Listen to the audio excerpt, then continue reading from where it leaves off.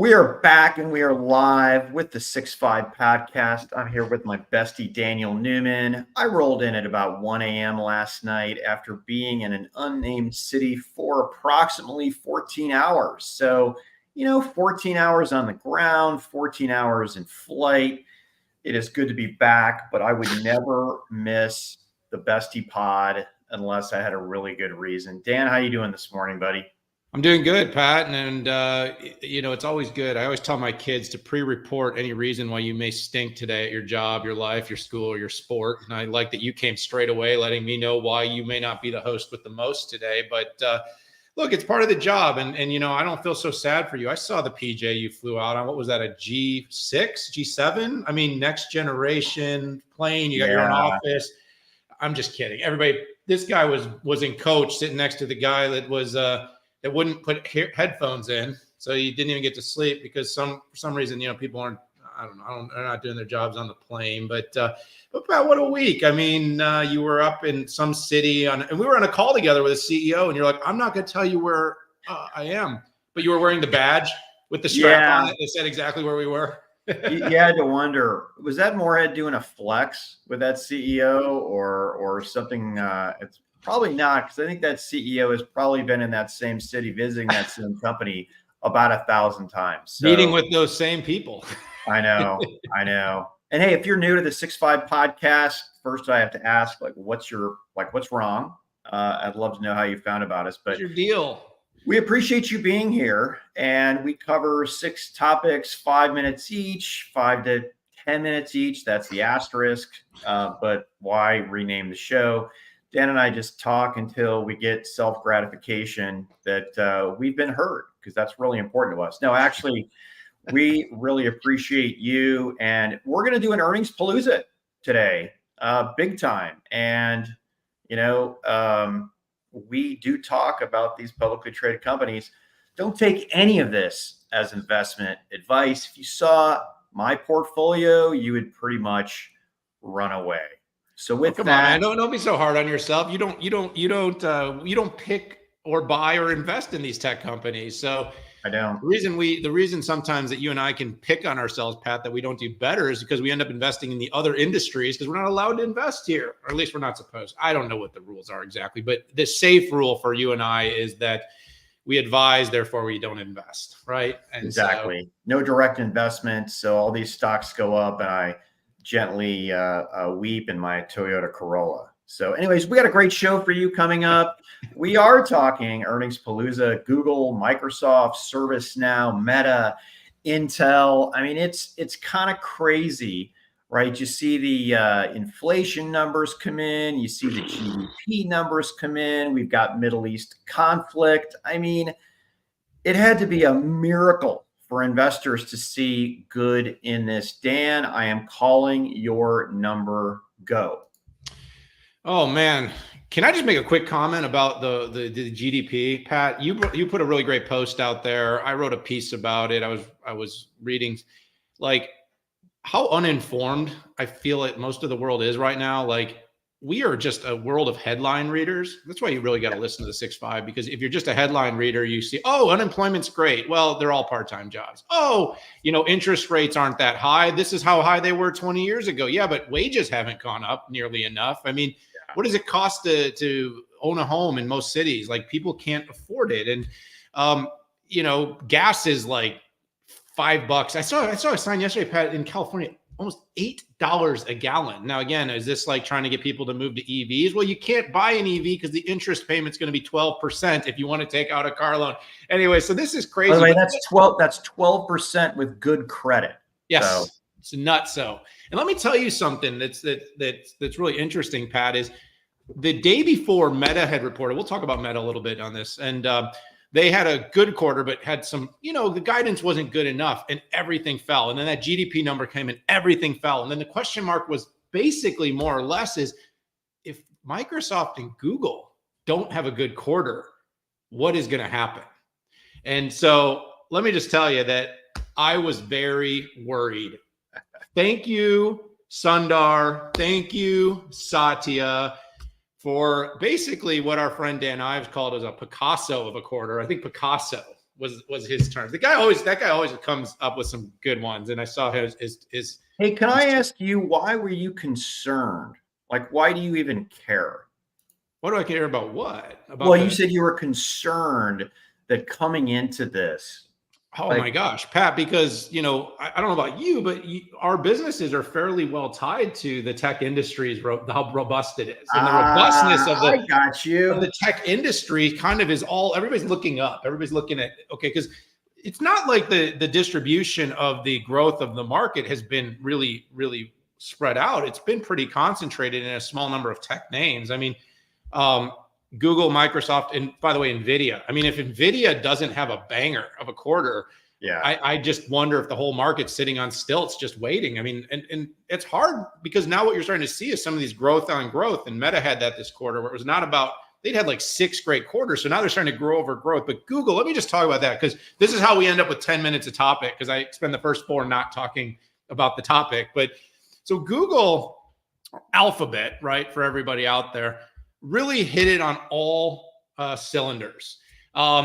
Earnings, they blew it out. $1.89 versus $1.51. Revenue beat by more than $1 billion, 80.54 against 78.59. But I'm not news reading for you, but they generated $8 billion in advertising revenue from YouTube this quarter, beating that number and growing by double digits percent, by the way. They only paid like $2 billion total for YouTube. Now it generates $8 billion a quarter of revenue for the company. Here's the other one though, Pat. Google Cloud, 28% growth, $9.57 billion. This was a big one. Where were some other things that tie to the overall AI space? CapEx expenditure growth up by about $1 billion year on year. And by the way, the smallest growth year on year of all the AI companies, and we'll talk about that throughout the show. But Pat, here's another thing.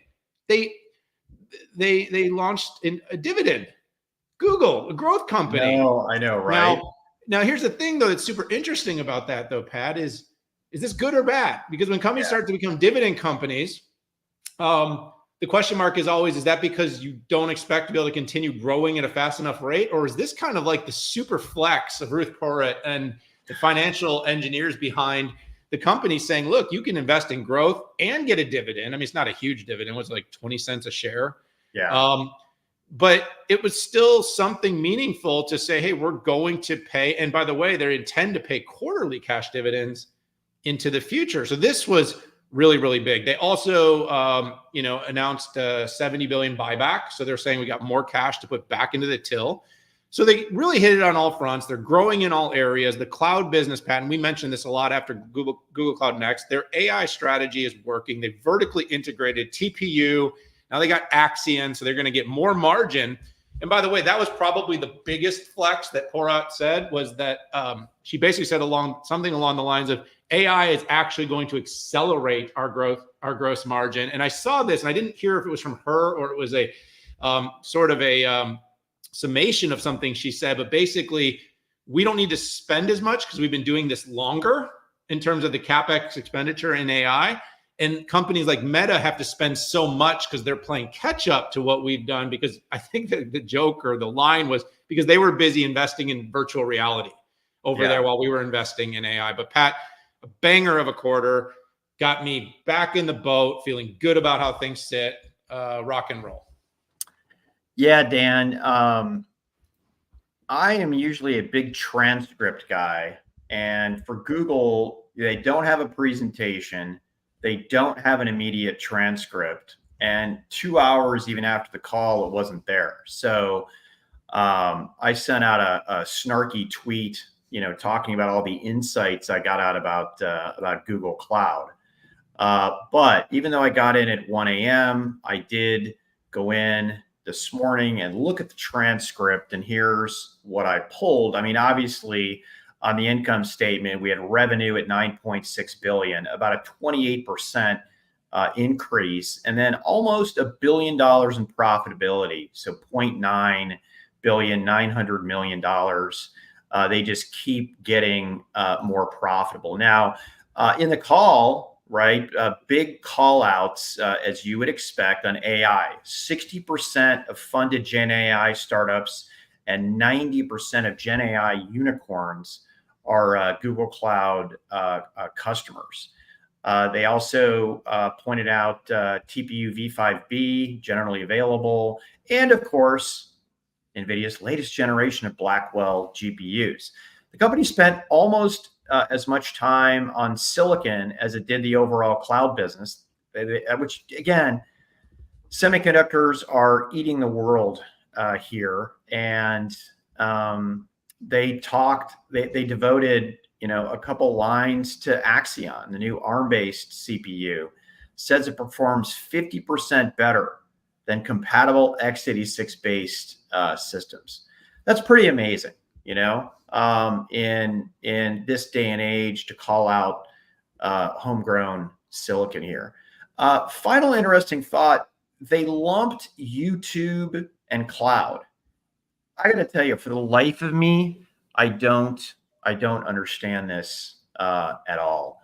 So listen, some advice for Google: if you want Google Cloud to be taken more seriously, don't lump it in with YouTube, a consumer property, and ads. That's one thing.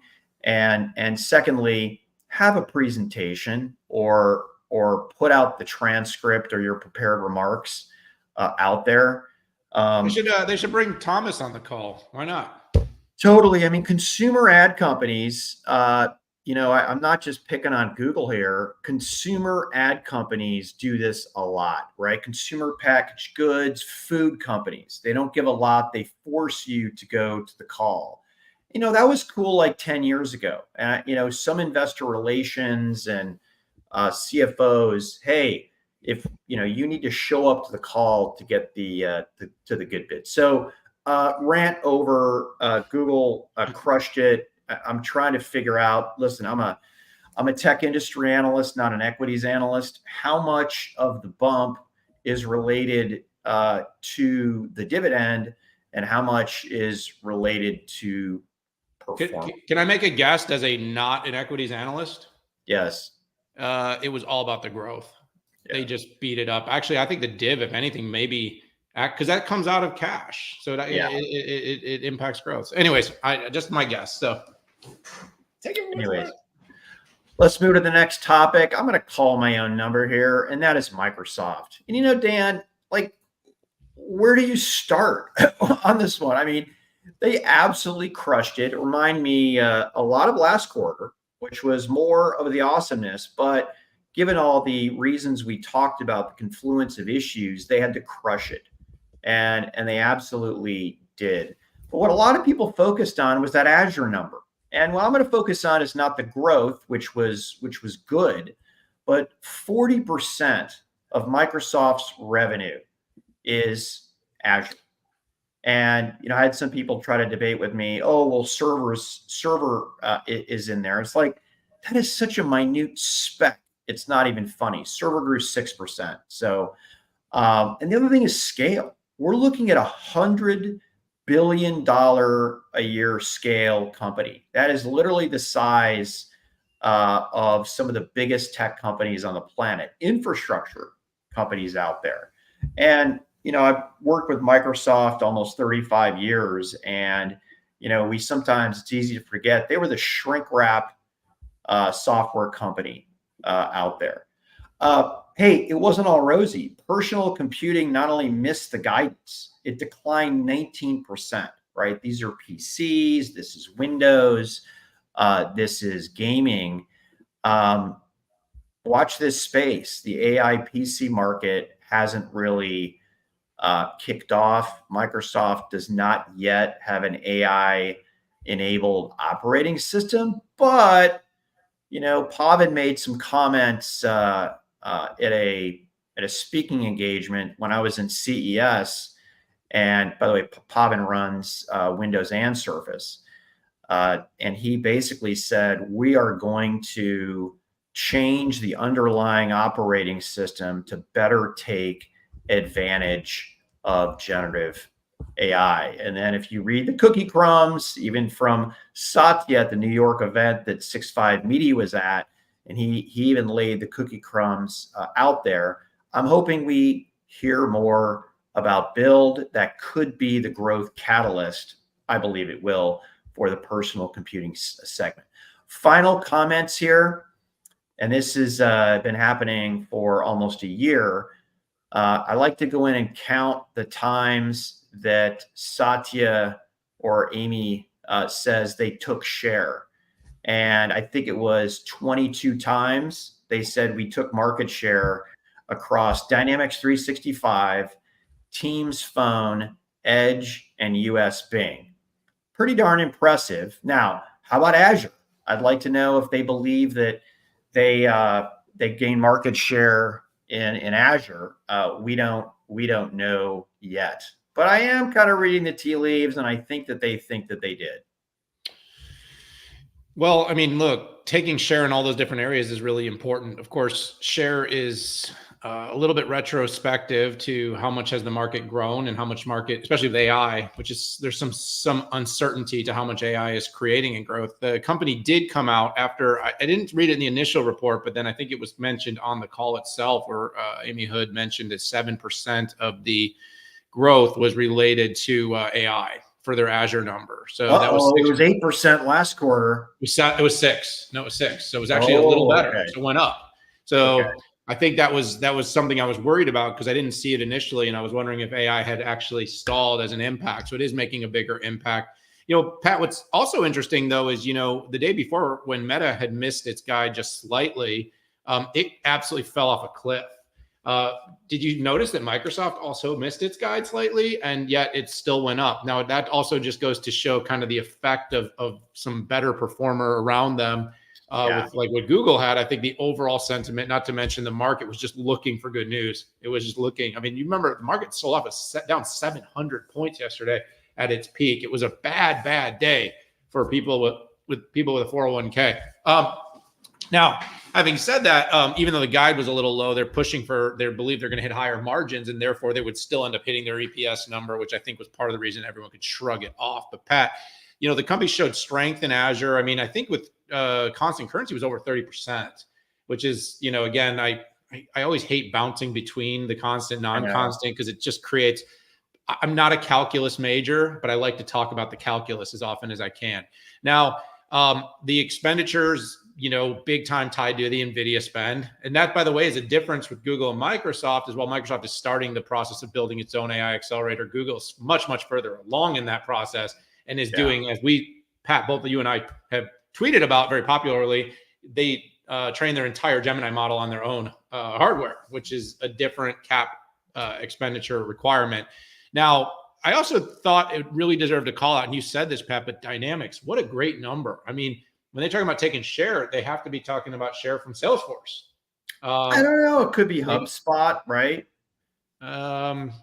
Yeah, maybe. I'm thinking more, but okay. I'll give that's a possibility, but I think they're talking about Salesforce. I think they might be talking about Oracle, and maybe SAP, because you're talking about ERP and you're talking about Dynamics, you're talking about CRM. Those are the two areas. And of course, they've got some specialties in supply chain, financial planning, analysis tools.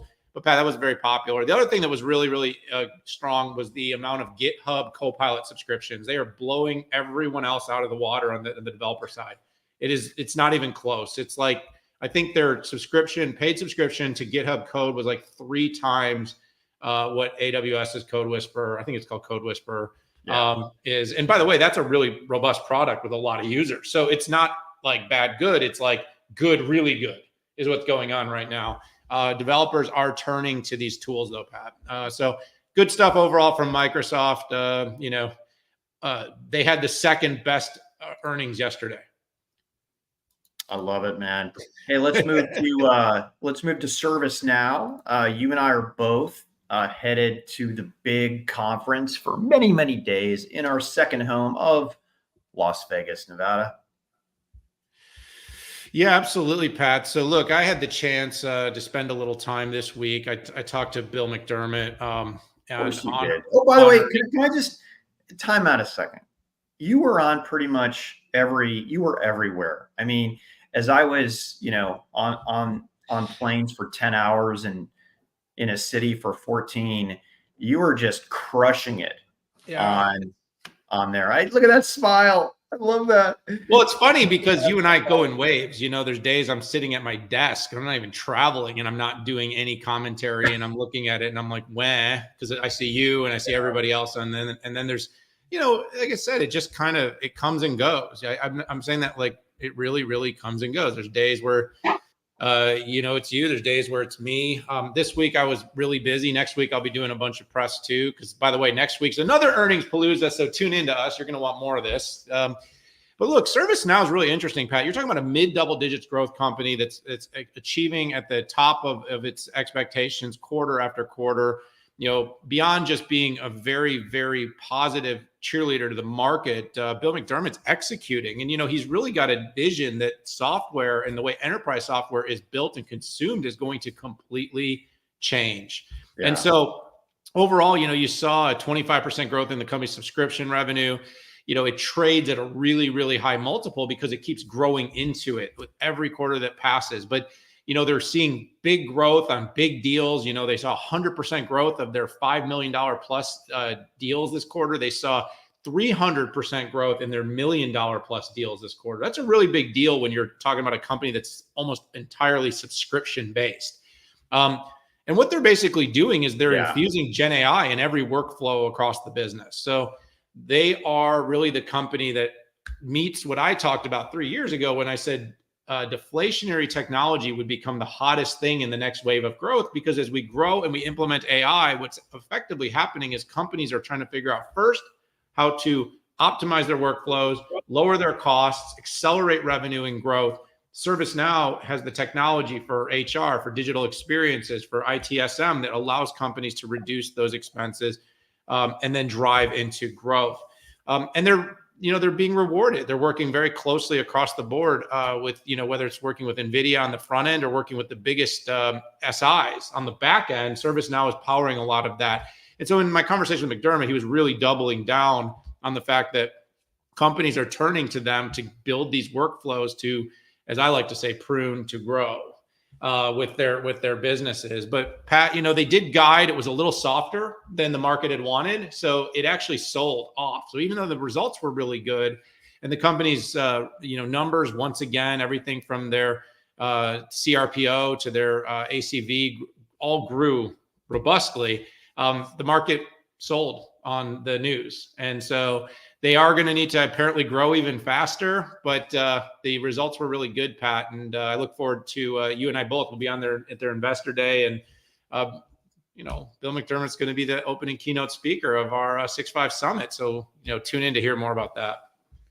Yeah, I'm really looking forward to, I've never actually met Bill before. And I've never met a tech CEO I didn't like. No, I'm just kidding. Is that selfie analysis, Dan? Well, did you take a selfie? Well, I will. No. Maybe if he lets me. I just posted that. So there's my opinion about ServiceNow, everybody. I love that. No, ServiceNow is an incredibly interesting company, right? And they literally started doing what you would expect, hence their name, which is service, right? It was customer service, and they were the back end glue for, multiple companies, like even infrastructure providers, folks like Dell, right? ITSM. Exactly. And then you take that to the next level, which is you expand the definition of service, which is we can service our field. We have FSM. We can service IT. Oh, there's ITSM, right? And then you keep doing that to the nth degree, where ServiceNow is very quickly transforming themselves into a CX play for a variety of audiences. Oh, by the way, for human resources, and then even basically a strategic dashboard, strategic portfolio management. So I'll be honest, I looked 10 years ago what the company was and where it is now. And sometimes they say, leaders at the top are the absolute, key to some sort of change. And sometimes they aren't. Bill has absolutely turn this company into this next generation company, and quite frankly, with an AI opportunity. I hear about ServiceNow with my conversations with senior management all the time, and I got to tell you, in at least customer service management and IT management, they're going to be the de facto AI driver for those enterprises. So again, look forward to the upcoming conference. Man, I'm going to just soak myself. I've never been to their conference before, and I'm really looking forward to it. Strap in. It's always a good one. Very high energy. I expect AI to be a very popular topic this year. Don't be surprised. But beyond AI, what I'm thinking is there might also be a little bit of coverage of generative AI while we're there as well. And then there's possibly some stuff like machine learning, AI workflows and automation, AI empowered oh, wait, that's all AI. Yeah, Dan's being very sarcastic right now. For those who don't know Dan. Part of being in our community is you do have to kind of start to get to know the personalities. Like I shouldn't have to explain that to you people, but yeah, that's what you get. I don't know, man. Getting to know us better is kind of a scary thing. You're a hard person to love, Pat. I've been told that many times. So yeah. Hey, let's move to the next topic. SAP, ERP, giant, SCM, HRM, a lot of M's there. If you recall, SAP got a little bit of a slow start on the cloud, and that was a monkey on their back for many, many years. And there's two ways to look at this. One way is ERP is one of the most strategic workloads on the planet. You do not want to mess with that, right? You mess with ERP and you break something, you shut down your factory. That is not a good thing. You mess with the ERP and you can't close your books, your stock goes down 25%.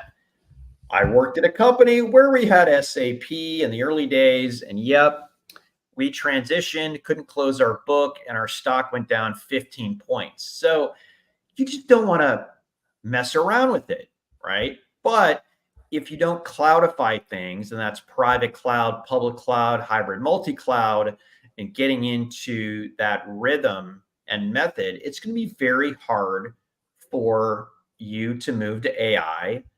Your agility goes down. So SAP absolutely crushed it on cloud, record cloud backlog growth of 28%. Again, if you don't go to cloud and have the new bits from SAP, you're not going to be able to leverage AI. A new breakout called Cloud ERP. Now we can finally compare to Oracle Fusion and NetSuite. I like that because we like to compare because it's easy. 32% growth, and it's a 3.2 billion euro business, which means it's big. The company also announced has 27,000 customers using quote unquote business AI. I think that's pretty impressive. And of course, because everybody needs to talk about Jensen and NVIDIA on their calls, we got a watch this space from Christian Klein. So great to see cloud growth as that's the path to AI. Good to see the cloud ERP call out. What I would have liked to have seen a little bit more of was some more details on customers and the benefits they're getting from AI. X% improvements, X% efficiency from AI, a little bit more on data management, like we heard from Mark Benioff lean into on his Salesforce calls. I mean, Mark talked 75% about his data cloud. I want to hear more about that. Final comment, unlike the US, where we have this awesome non-GAAP EPS, SAP accelerated some restructuring charges from 12 months to 1 quarter. And yeah, it hit their IFS and hit their profitability. Had that been a US company, we would have ignored it and moved forward. Whoo! All right. Look, I think SAP, the IFRS stuff is tough because it made it look like the company didn't make money. Just note that in the US, the way they would do adjustments for that, you would never have probably seen or even heard about it. It would be some line item buried deeply inside of a 300-page disclosure, and it would have looked like some sort of multi-dollar or whatever cent beat of EPS. Now, having said all that, the situation related to SAP, I do want to see a little bit more of a base to which to compare the cloud ERP. So, one of the things I have enjoyed about Oracle has been how prescriptive it's been with its numbers and its disclosures. But I do like the fact that we're getting closer. I've put my asks in. We've had, you and I have both had interactions with both CEO Christian Klein and Dominic SF, the CFO. Dominic was great. We got to spend some time with him. He was very approachable, and I like the fact that you have someone like that in a CFO role. The thing, though, Pat, about SAP, and you covered off a lot of what I would have wanted to say as a whole, is AI transparency is going to be critical. And by the way, part of the reason you may not be getting it is also IFRS. It's also European reporting. Is in the US, these numbers are what you have to report and how much you can validate this. Like, Pat, I really do wonder. Really do, because like I said, I love that Amy Hood reports the 7%. But like, how is that? Like, would you like to see how that's actually calculated? Like, how they determine that AI actually created demand in a workload that maybe would have been used for machine learning in the past, or some sort of accelerated compute requirement that was already, like, how are we really deterministically creating, like with NVIDIA, it's easy. It's like every GPU is for AI. But with a Salesforce AI, or with a Microsoft AI, or with Google, and like, if they're using it for many different things and AI is part of it, does it count? Does it count partially? Does it count entirely? But at the same time, the market's unapologetically going to move dollars and concentration into companies that can declaratively explain the role that AI is playing. So it was a good quarter. It was some good growth in the cloud space. That's the number to watch. I continue to say that's the number to watch. That's what's all about the transformation of the company. They are also going to continue to push their best AI features into the cloud. So companies that are on SAP that want benefit of SAP are going to need to move to the cloud, or they're not going to be able to get the best AI capabilities. So good quarter, good quarter, good quarter, good quarter. Am I always so positive? I don't know. You're generally a positive guy, and you like to look at the cup as half full, which I think I do too. I mean, I think we also point out what things we would like to see that we think would improve a company, either in their products or how they talk about their company and their roadmap. That's just being an analyst. So let's move on to the next topic here. Unlike these enterprise companies we've been talking about, let me step back. Google's kind of a consumer company. Let's dive into Meta. Like, first of all, Dan, we usually don't cover Meta. Why are we covering Meta? Well, we're going to cover 7 today, right? We're cheating. Yeah, exactly. It's the 610. So we got to. Well, it's a 610, 7.5. But we wanted to get Meta in there, and but we still got IBM and Intel to do. So rock and roll. Okay. Oh, am I going first? Sorry. Yeah, man, you're Meta, dude. I am Meta. Well, listen, I mean, Meta. So Meta had a really good quarter, Pat, as a whole, and overall they came off beating on the top, beating on the bottom, and at the same time, the stock absolutely tanked as a result. I'm not talking about like a little bit. I'm talking about double digits. At its worst, it was down over $100, wiping out all of the company's gains year to date, or within the last several months. It was incredible. But at the same time, the results of the company were, Pat, my take, very, very strong. So, they grew, Meta grew its business, it grew its top line, it grew its advertising, it beat its earnings. But what did they do wrong? What did they do wrong? Do you want me to answer the question? Of course, I wanted you to answer the question. I was having fun. Yeah, they basically talked about how much money that they were going to spend on stuff that the street's not convinced will generate short-term returns, like AI and the metaverse. Once again, right? Once again, Mark Zuckerberg talked about some big vision. He had to spend money, and everybody lost their freaking minds. And by the way, are you starting to see kind of the cycle here, though? It's like for a period of time, he's going to invest, and then the growth will come. Now, Reality Labs has been nothing but a dump right now. I mean, it's billions and billions of spend. But the rest of the business is so stinking profitable that it just continues to absorb it. I mean, the company delivered $471 a share of earnings on $36 billion of revenue, beat. An average, like I said, an average guide. By the way, just a slight off guide, a lot like Microsoft, Right. just slightly off the guide. Mentioned a huge plan to spend more money, which means buying lots and lots of GPUs. Now, you do know they are building XPUs as well. So some of that spend may not all be on NVIDIA. For those out there that want to make that correlation, a lot of people do, but they are going to buy a lot of NVIDIA, no doubt about it. The company basically saw such a rampant growth in value over the last several quarters because they cut a lot of costs. They got rid of a lot of people. They cut 21,000 jobs in the first half of 2023. But having said that, the company also has some benefit coming from a potential TikTok ban. Nobody really wants to talk about that, but I have to say that in my mind, there is not a bigger beneficiary if TikTok actually gets banned. Now, again, we're not going to talk about that in its entirety on the show, but we'll talk about that philosophically on the show.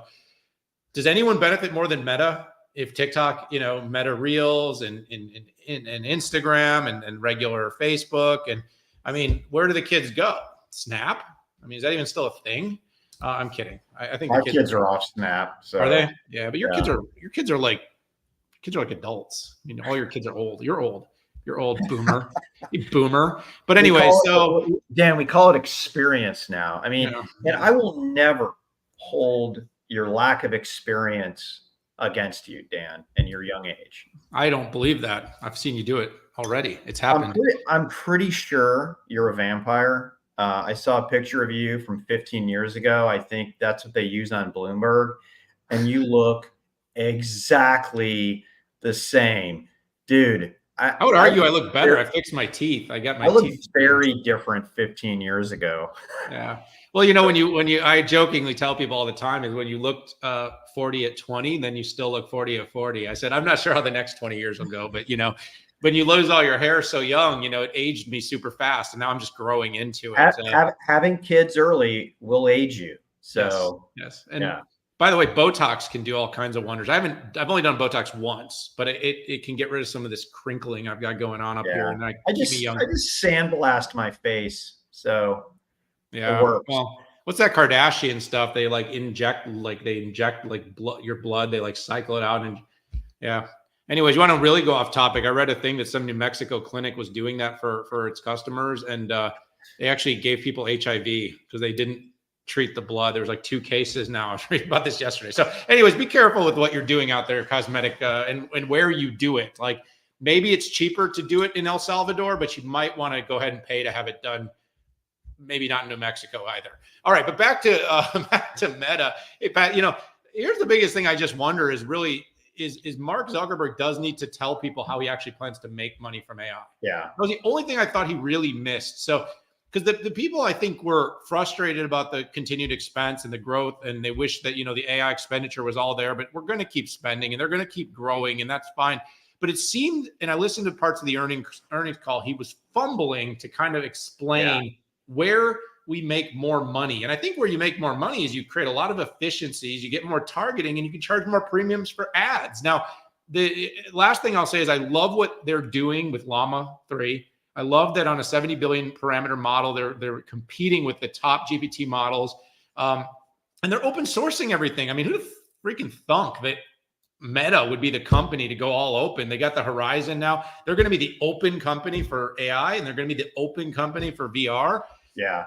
They are the unapple. I guess Zuck and Cook are they're I guess maybe we'll see Zuck in the octagon, Do you see that? Was that a real picture of him, by the way, with the chain and the curly fro, or was that that's real? No. That was real. Okay, I didn't know that was AI generated, but anyways. Okay. He did one with a fake beard. Okay, but his hair in one of them was real. That was real? Yeah. Dang. All right. Looking good, Mark. Looking good. All right, I'll pass it back to you.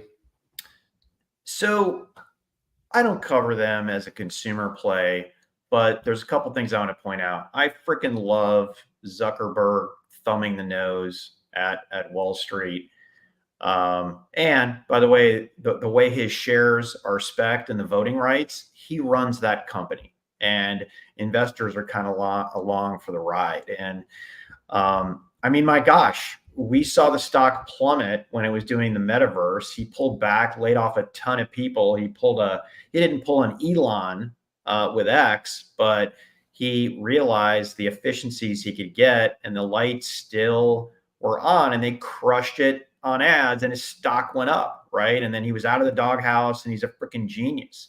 So the play that he's running with AI is a long-term play. It's very similar to what he did with Open Compute project, which was, let's get the entire industry to standardize on hyperscale infrastructure. And what did that do? It democratized designs, and it meant that the big players wouldn't have even a bigger advantage over everybody else. That was one point. And then there's PyTorch, which essentially Facebook invented. And what that did is it gave you an open source option versus what was going on in a closed environment at Microsoft and Google. And so here we are in generative AI, where you might have to spend $1 billion to train a giant LLM. And here we have Meta coming in and democratizing that. So OpenAI and Google and Microsoft's proprietary models, they don't run away with everything. So let's get a ton of developers on PyTorch. Let's get a ton of developers on Llama, and away we go. And that is not cheap, right? You're talking about 30,000 NVIDIA H100s for an extended period of time to train this bad boy, prune the data in the right way, and deploy. So here we are. I got to tell you, I've got to give the benefit of the doubt to Zuck on this. The guy's a builder, right? He's not a politician. He's a freaking builder, and I love thumbing the nose to Wall Street. And if I could direct invest, I'd probably go long. He did sell a lot of stock recently, though. So he I wouldn't say insider, but he maybe knew what he was going to say this quarter. So yeah, and he's got to schedule that a year. No, he does. I'm saying, like, I'm not saying he sold it. Like, I'm just saying, like, he knows the ebbs and flows. Yeah. So he's finding that out. But yeah. So, hey, let's jump into IBM. Oh, we both hit that at the same time. So I was so excited. I finally did my job. I know. Finally. First time ever that I hit a Chiron. Okay. No. What do you mean? We have a full production team. All 15 producers in the background. Yeah. Okay, producers, your job is on the line right now. No, IBM, great start, good start to the year. And Dan, you want me to this up here, HashiCorp. I'm going to put HashiCorp onto the side right now. They had a good quarter. Let me break it down, right? Software on the high end of the model. OpenShift bookings are freaking on fire. 40%. That's huge. Red Hat Linux and Ansible automation up double digits. I love hybrid multi-cloud fabrics, Dan, which is why I think I'm going to like HashiCorp. But I said I wasn't going to talk about it, so I'm not going to talk about it. Infrastructure is cool now, baby. We've got Google talking about chips. We've got Microsoft talking about chips.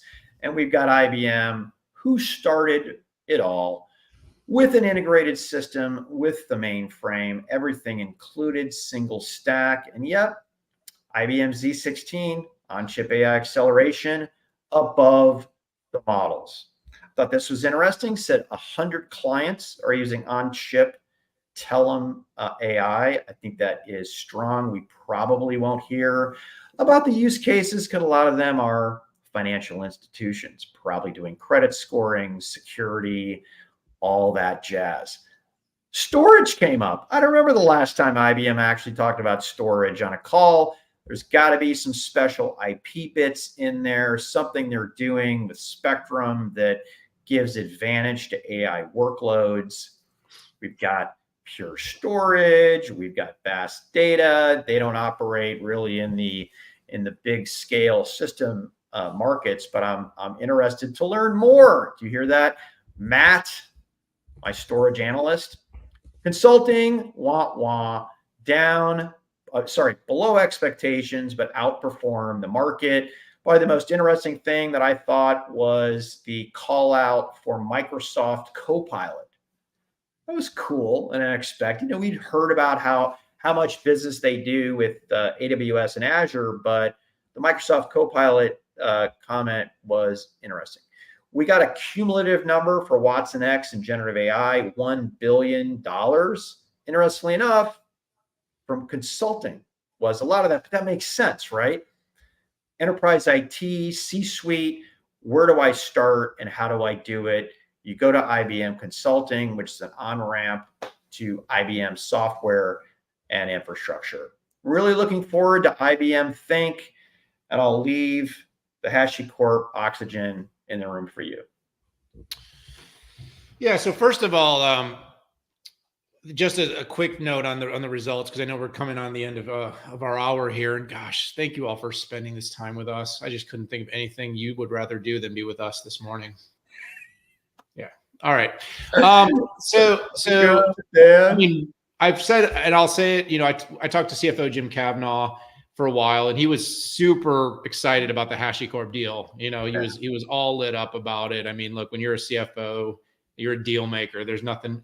I like making deals too. There's nothing that puts a little bit more adrenaline in your system than an earnings day deal of over $6 billion.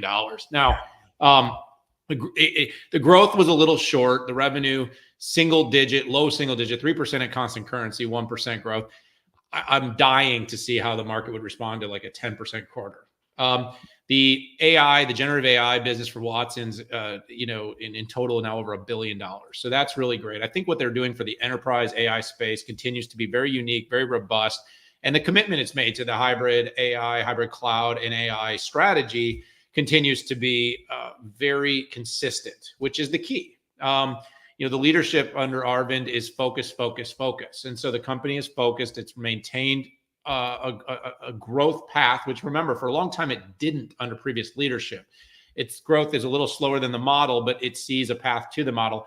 Kavanaugh and his team have been amazing operators, by the way. I mean, finding margin where margin doesn't exist, continuing to grow the EPS, and even when the revenue doesn't quite meet the need, the profit always does, which is good for investors, especially when you're kind of a value/growth company. I would like to see some accelerated growth across it. Like, it felt like everything, it was like 1%, 3%, 6%, 4%, 9%. Where is the big growth coming from? Yeah. That's why I brought up software. The call outs on software were double digits. And then, the backlog on Red Hat was pretty phenomenal. But, the strength is there. And then, of course, HashiCorp, in my mind, is a really great opportunity. I mean, look, Hashi is it's a couple things. One is I see the HashiCorp deal as an opportunistic moment for Red Hat/IBM to play on the sort of continued uncertainty that exists in the IBM VMware space. It further ties together this multi-cloud automation, security, multi-cloud infrastructure requirements. And of course, HashiCorp has always been, in many people's opinions, not fully tapped into its potential. Now, again, folks on our team, Keith Townsend, Matt Kimball, these are the people that, we're going to be looking for some really deep analysis on the deal coming up. But as far as I see it, Pat, this ties together the company's multi-cloud strategy, and it increases the dependency that hybrid architectures require some IBM, meaning whether you're using AWS, whether you're using Google, whether you're using Microsoft at the hyperscale public cloud level, the reliance on IBM for that hybrid layer with Hashi only gets more entrenched. Red Hat plus Hashi is a very sticky sort of relationship that's going to exist between hyperscale cloud providers and IBM. So IBM's in on every deal. And despite the fact that its public cloud offering tends to be very vertically focused for like financial services and specialty cases, this will tie together and create more need for everybody to be doing business with Big Blue. So I'm encouraged by the deal, Pat. I want to sort of understand more how it works. I think from Kavanaugh, he told me it will sit in the software business unit under Rob Thomas's eyes, as opposed the CEO of Hashi will work for Rob. And so that was a little bit different than Red Hat CEO Matt Hicks, which works for Arvind. Yes. So I'm interested in seeing kind of how all that ties together, because, you know, in my mind, to some extent, the Red Hat Hashi could almost operate as one bigger, more powerful entity. So seeing how this works is going to be something to keep an eye on, Pat. But I love the fact that it created additional stickiness for companies that are trying to make their full multi-cloud deployments work. And AI is only accelerating that. Yeah, I'm just going to end anything, you know, hybrid multi-cloud fabric's been talking about it forever. This is essentially enables on the side that some people look as less sexy, right? Infrastructure lifecycle management, security lifecycle management, and essentially being able to jockey workloads between any cloud you want. You want on-prem, you want sovereign cloud, AWS, Google, Azure, Oracle, you know, whatever. And even, you know, Terraform was a big part of this, which essentially does code provisioning depending on which cloud you're on. And then you have to have some element of connectivity and networking, which I think is interesting, and obviously security that goes in there. You know, there were some snarky comments that I saw that, you know, showing customer growth had trailed off. I need to double click into all of this, but I do like the fact that IBM is, you know, anytime you can have a hybrid multi-cloud fabric and take a toll regardless of where you're running the workload. I love those. You know, I love it for Cisco with what they're doing on the networking and security cloud. You know, I love it on Red Hat. I like what VMware is doing as well across workloads, storage, networking, and security. So let's move on to the last topic. I am calling my number on this. Intel, baby, you clicked it, and gosh, you got to stop clicking this, man. I didn't click anything. You're doing this yourself. No, I'm taking a nap over here. I got so bored of listening to you talk. It's the producers. No, I know.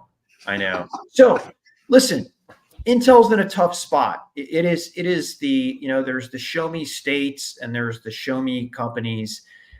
Even a slight twinge or tweak of anything out there, and people, at least the day traders, want to pile on Intel. Really good Q1, EPS beat, improved gross margins, lower than expected top line with a lower forecast. And the forecast just, I mean, are they down double digits this morning? I haven't checked. Deep single. Anyways, it was weighing on it in after hours. And I got the chance to talk with Intel CEO Pat Gelsinger before when the numbers went out. And as you would expect, he focused on positive execution. I think that's fair. Intel, it doesn't have flawless execution, right? We saw Sapphire Rapids push out. Man, that architecture was nailed 3 years before Pat came on, right? Talked about a stronger second half than first half. That's an Intel reality. That just is the way Intel works. And on a market share side, even when, you know, you might not have a good forecast, believes he did take share in market servers. His market share in servers, that's x86 and ARM, and client PCs. So interesting part, Pat said he could have sold more Meteor Lakes. The upsides from his customers came in, but he just couldn't make it fast enough. There's two ways to look at that, which is on the plus side, hey, there's all this increased demand for Meteor Lake. That's a plus, right? That's the first AI PC platform that Intel announced. But on the negative side, why wasn't the company ready with the back end, right? I don't think it's wafers. I think it's back end. So positive to see client computing group at 30%. Data center group for this exploding data center market, not impressive. I mean, it's single digits. Like how? I mean, I guess you can't just buy an H100 and not have a new CPU that goes with it. That's just not the way this works, right? So I don't fully understand how that number can be so low. We're gonna have to wait for AMD to see what happened. I'm pretty sure ARM was down this quarter because they had built a lot, not ARM, but obviously Graviton and folks like that. So edge market in the toilet. Not surprised that the edge market, Mobileye, and Altera were not good, right? And I'm going to end here. Positive to see Intel 3, high volume manufacturing, the most sophisticated process being run in the United States today. This to me bodes well for 18A. I know the tech is different. I know the machines are different, but this is just a good sign because this means the engineers are not fixated on fixing Intel 3. They're focused on 18A, which that's going to be the difference maker. At least that's the thesis, 18A for Intel and Foundry. Yeah, so here we go. It was a good quarter, very close on revenue, slightly above expectations on earnings. I happened to possibly be in the room where you were in the room and heard from Mr. Gelsinger as well. I might have been the fly on the wall. I don't know, whatever. But the point is that he really did reiterate, Pat, we're a second half company. So the second quarter guide sort of, maybe should have been expected because he already was saying we're a second, that's it. By the way, this isn't this year. This is just historically speaking. They've always had a very, very strong back half of their years for somewhat obvious reasons, Pat. The 31% client growth was outstanding. That was a really great result. I don't think anyone saw that coming. The data center growth is just unexciting to people. I mean, you got to acknowledge, Pat, like you got these NVIDIA growth numbers and these, AMD expected growth numbers on MI. You've got Broadcom growth numbers. You've got these really strong growth numbers on all silicon for the data center. And Intel just hasn't found its mega growth. It did have some early growth a couple years back that was really, really big. Hasn't seemed to catch up yet again from that. Pat, I want Signal 65, our testing and lab performance, playing with the Intel Gaudi 3 Xeon combination to show that Intel does have the software and the hardware to do this. Of course, the abstractions and the software and OpenVINO and not having one API, not having what's the code name of the GPU? I always forget. Falcon Shores. Falcon Shores.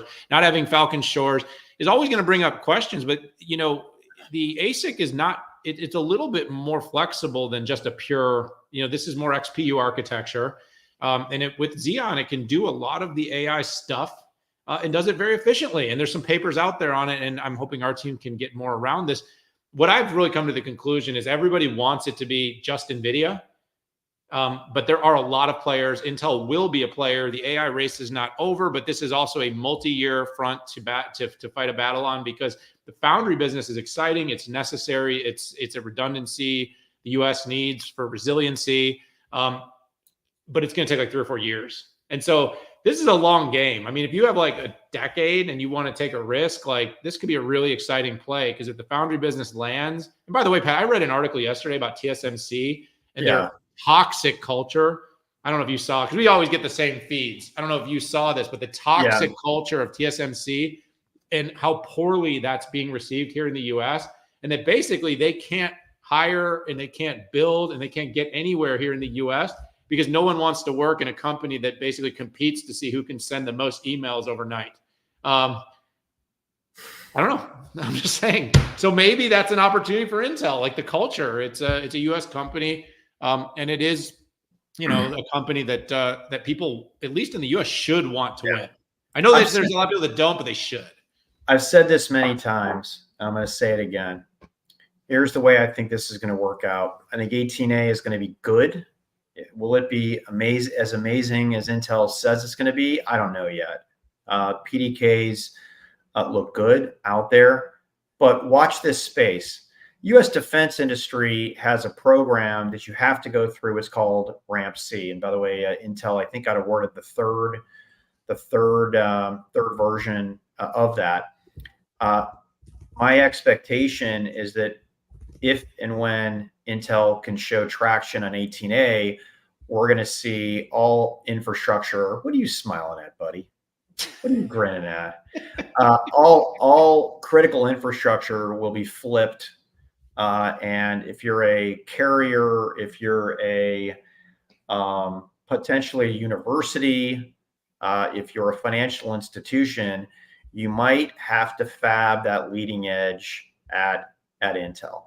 That is my prognosis. So, and if that happens, just imagine the value creation. Because right now, Intel is getting negative valuation on Foundry, and I get it. I mean, the numbers are ugly. But gee, who thought that investing 4 years ahead, $50 billion before revenue was going to be pretty? It's not, and it's tough. So here we are, dude. There we go. We did it. Anything else on Intel? Are you asleep? Sorry. I'm the most important and interesting thing about this show, Dan. Yes, Listen. I am. Yes, I am. No, listen, I turned on the self view and I was having a lot of fun with myself for a minute there. So I was getting a laugh out of it. I mean, but no, I just stare at myself the entire time. You know, I wish I could turn the camera off, but I'm just. You really should, because you are making sure my hair is working. Don't you sometimes entertain yourself with like the thing? I don't know. Sometimes I'm so sarcastic that and people say I'm dry, that I become not dry because I'm actually laughing so hard at my own jokes. I don't know. It's how it goes. But, yeah, I correct myself up often, Dan. All right, wrap this thing up, man. We're like, people are asking. I don't know. I heard that people only sit on shows for like 15 minutes. I don't know. For the 800 of you watching the show right now, we appreciate you sticking with us for the whole hour. So I think totally. We appreciate you. I mean, it was a great show. I mean, it was the 7, 8 here. Yeah. We covered Google, Microsoft, ServiceNow, SAP, Meta, IBM, and Intel. Thanks for checking in. Give us some feedback. Give the good feedback to me. Complain to Dan. We're on social media way more than we should be. We love doom scrolling. It's not more than we should be. We got to have an opinion about everything.